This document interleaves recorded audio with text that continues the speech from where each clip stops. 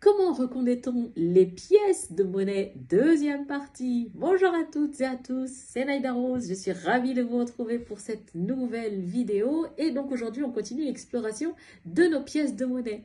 Dans la vidéo précédente, je vais vous montrer comment on fait la différence entre les pièces de 1, 2 et 5 centimes. Si vous ne l'avez pas vu, n'hésitez pas à faire pause sur cette vidéo-là. Ne vous inquiétez pas, elle ne va pas partir. Et voilà, vous pouvez regarder donc la vidéo que l'on a fait sur les 3 premières pièces.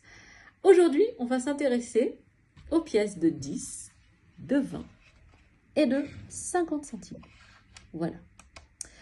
Ok. Alors, pareil, donc la première astuce, ça va être la taille. Ok, donc pareil, là, si je superpose mes pièces de 10, 20, 50, hop, et que je les mets comme ça, au creux de ma main, si elles ne bougent pas trop, voilà, on sent la différence. Parce que, voilà, la pièce de 10, c'est la plus petite, la pièce de 50, c'est la plus grande. Ok?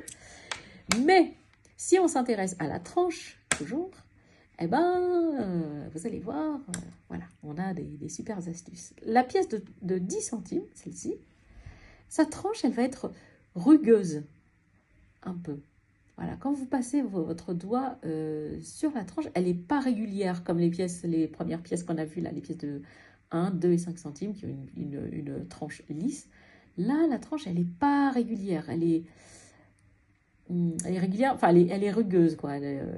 Voilà, il y a un toucher particulier. Ok, comme s'il y avait plein de dents comme ça, comme s'il y avait plein de dents comme ça qui étaient autour de la pièce.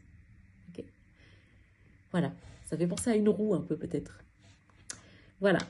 Alors, pour la pièce de 20 centimes, elle aussi, elle va avoir une tranche particulière.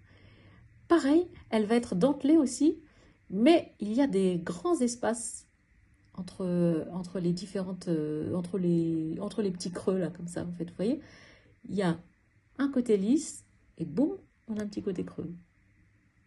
Voilà, du lisse, du creux.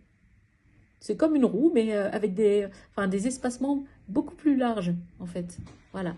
C'est comme la pièce de 10 centimes, mais sauf que au lieu d'avoir des creux comme ça tout le long, et ben en fait, ça va être par intermittence. Voilà. OK? Et la pièce de 50 centimes, et ben en fait, ça va être exactement la même chose que la pièce de 10 centimes. Bah, sauf que la pièce de 50 centimes est plus grande. Est beaucoup plus grande. Donc du coup, on va faire la différence essentiellement comme ça. Et puis les petits creux là comme ça, le côté un peu dentelé, il est peut-être un petit peu plus prononcé sur les pièces de 50 centimes. Voilà. Voilà donc pour les pièces de 10, de 20 et de 50 centimes.